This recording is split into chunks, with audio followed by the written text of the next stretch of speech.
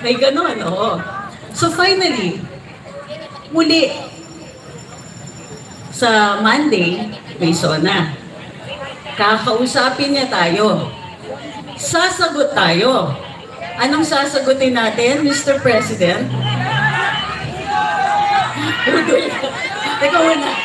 Demand naman natin na magtrabaho siya. So, Mr. President, matapos ang SONA, magtrabaho ka naman.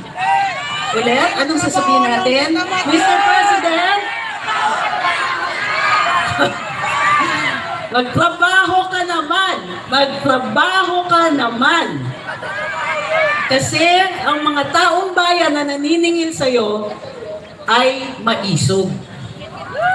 Maisog! Maisog! Maisog! Maisog!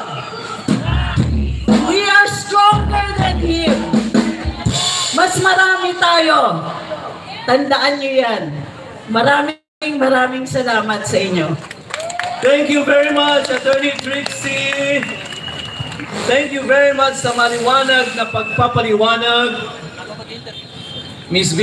Ayan, pag kasi ito, Attorney Trixie talaga, para kang nag-Google. Talagang factual. Pag-abogado talaga, factual lahat yan. Correct, oo. Parati ako nanonood niyan, yung Luminous. Always. Yan. Okay. Alright. Moving on to our next speaker. She is a known physician, a government official, and political figure na mas kilala natin to, Miss V, sa paglaban sa ating mga... Bilib na bilib ako rito sa katapangan. Talaga namang, lalo na nung pinakulong siya. Ay, oo. Masakit. Masakit man sa kanya, pinanindigan nila ang ginawa ni Eric. Wala talagang I think kilala natin ang isang matapang na babae, Dr. Lorraine Badoy. Woo!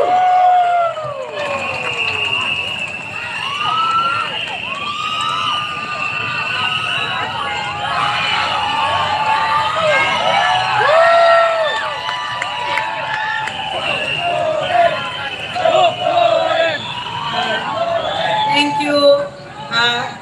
Maraming salamat mga pinakamamahal kong kababayan. Dala ko dito ngayon ang pagmamahal ng ating dating Pangulong Rodrigo Roa Duterte na nagsilbi sa inyo ng maayos. Dala ko din ang pagmamahal ng bawat Pilipino na hindi natin kasama dito, mga OFWs, mga kapatid nating OFWs. So, sa Lunes, haharap na naman sa atin si Bongbong Marcos. Ano ba ang gagawin niya doon sa SONA na yan? Sasabihin niya sa atin dapat kung saan na niya tayo dinala doon sa 2 taon na siya ay naging Pangulo at saan niya tayo planong dalhin. So, alam na natin ito. 2 taon na natin siya 2 taon na siyang nagpakilala sa atin. Si Bongbong Marcos na ito. Una, sinungaling. Lahat ginawa para makuha ang mga boto natin. Ang daming ipinangako, napakaraming ipinangako, napakaraming nilinlang na mga tao. Totoo, mga politiko bolero. Pero ito kakaiba. Sinadya ni Bongbong Marcos na lokohin ang Pilipino para makaakyat ulit sila sa Malacanang, para makapagnakaw ulit sa Pilipino. So sasabihin niya, dun sa 2 taon na siya ay naging president, ano ba ang nangyari sa atin?